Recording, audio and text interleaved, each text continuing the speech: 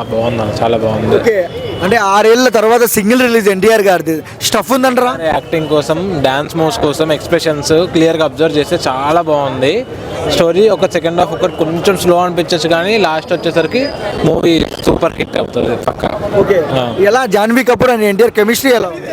బాగుంది. జాహ్నీ కపూర్ది చిన్న రోలే, అది అండ్ ఫైట్స్ ఎలా ఉన్నాయి? Fights movie total fights super. And songs and BGM ఎలా అనిపిస్తుంది? బాగుంది, మ్యూజిక్ చాలా బాగుంది. కొరటాల శివ డిజాస్టర్, ఎన్టీఆర్ హిట్, ఇద్దరు ప్రశాంతంగా పడుకోవచ్చు.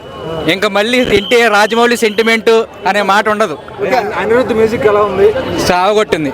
ఫస్ట్ హాఫ్ బ్యాక్గ్రౌండ్ మ్యూజిక్ చూస్తే అసలు మైండ్ దొరికింది తెలుసా. నిజంగా బ్యాక్గ్రౌండ్ మ్యూజిక్ చావగొట్టాడు ఫస్ట్ హాఫ్. అసలు ఒక్క మినిట్ కూడా బోర్ కొట్టలేదు భయ్య, ఒక్క మినిట్ కూడా బోర్ కొట్టలేదు. ఇచ్చి పెట్టేశాడు. నేను ఇప్పటి వరకు చూసిన మూవీస్లో సింహాద్రి తర్వాత సింహాద్రి 2లా అనిపించింది. టైగర్ ఇస్ బ్యాక్ అంటారా?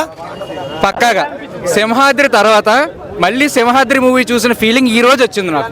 అరవింద్ సమేత ఫస్ట్ 15 మినిట్స్ వచ్చింది, మళ్ళీ ఈ మూవీకి వచ్చింది. చాలా కత్తులు ఉన్నాయి కదా, ఎలా ఉంది? అదేగా సింహాద్రి అని చెప్పా, సింహాద్రి 2 అని. సింహాద్రి 2 సూపర్ అన్న, చాలా బాగుంది. ఫస్ట్ హాఫ్ కొంచెం స్లో ఉంటుంది, but second half really awesome. మీకు బాగా నచ్చింది ఏంటి సార్? హైలైట్ పాయింట్స్ ఎండింగ్ అన్న, ending surprise, complete surprise ending.